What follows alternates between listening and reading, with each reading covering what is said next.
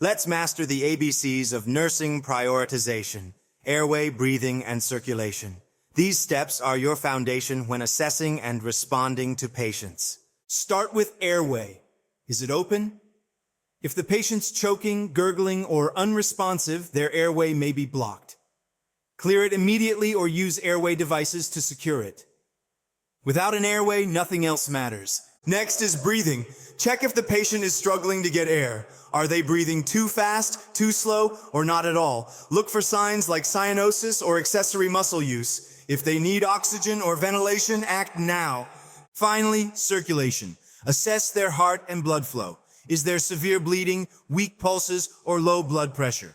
Intervene with IV fluids, stop the bleeding, or start CPR if necessary. Remember, the ABCs are your go-to framework for saving lives. Master these steps, and you'll always know where to start.